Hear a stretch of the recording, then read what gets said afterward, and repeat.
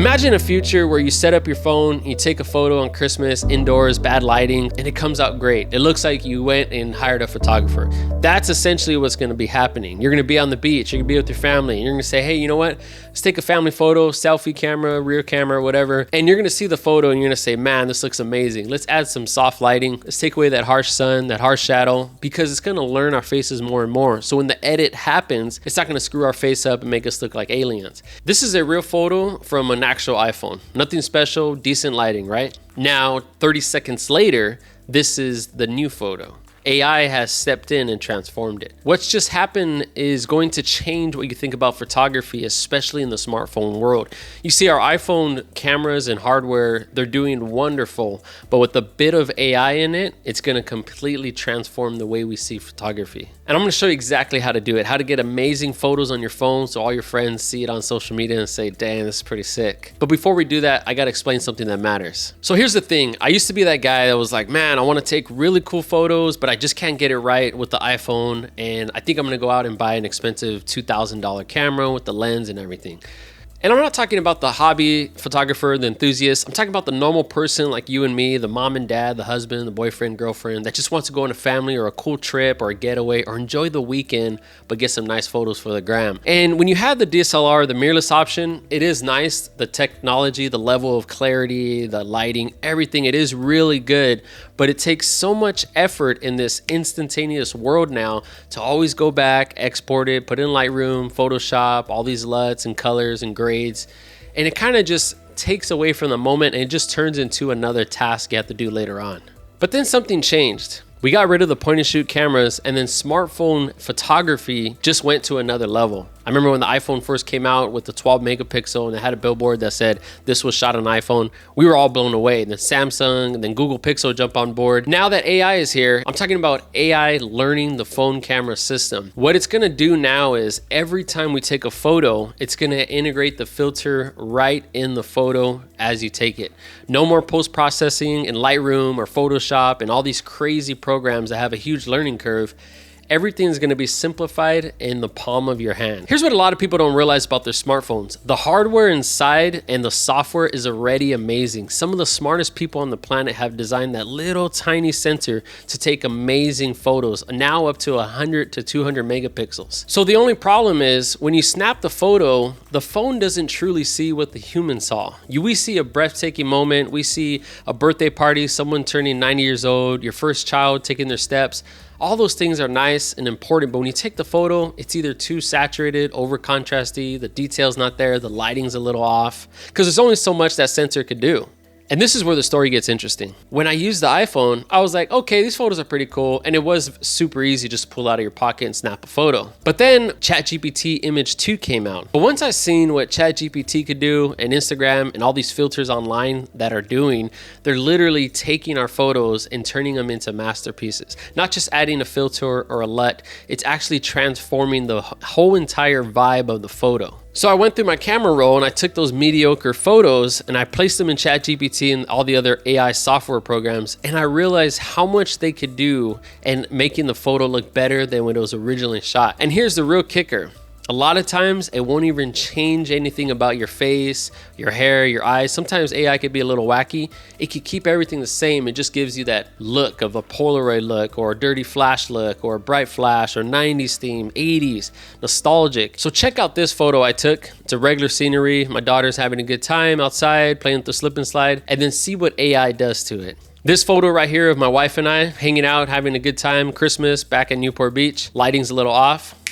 And there, transforms the photo again. Here's us by a Christmas tree. Why don't we change it up where I got some snow boots on and add a little bit of snow? And then here's another example. Bad lighting, selfie of me and my wife in Tulum, and then boom, there you go, it enhances it. So as you can see, AI is truly gonna transform our photos. And I'm not talking about where it's so obviously fake, everyone knows. It's gonna get to the point where you're not gonna even be able to tell from an iPhone to DSLR photo or if the iPhone photo was ever edited, because the edits are gonna be so realistic. So this one right here, I'm in my kitchen, normal t-shirt, bad lighting, and then boom, it transforms me in an elegant suit, Italian cut, I'm on a date with my wife, getting a nice glass of wine. And you can see the environment. When you see this photo now, you're probably thinking, oh yeah, I could tell it's AI.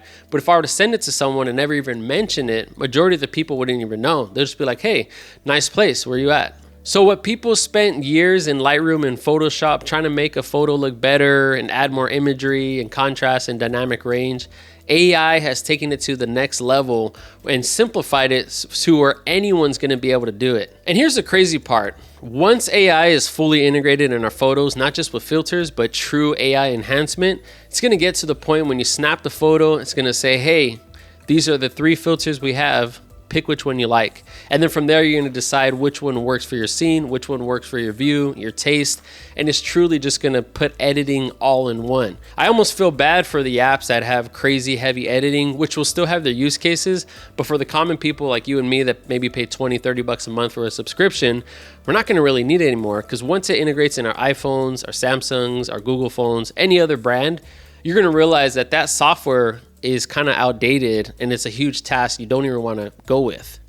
Just like video editing, how things are getting easier and easier, AI is truly going to transform the smartphone photography to the point, mark my words, where it's truly going to be hard to tell a smartphone from a mirrorless professional camera. Now, there are pros and cons to this. The iPhone isn't going to get every single photo you need. If you're doing sports photography, wildlife, you're not going to be able to get that crazy zoom with steady shot and still capture that clear, uncompressed quality. You're not going to have digital zoom. That's where optical sensors will come in.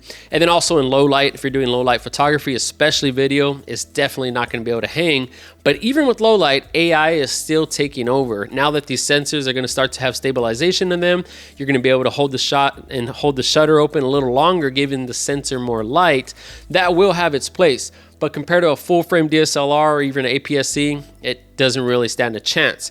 And that's where it'll really matter.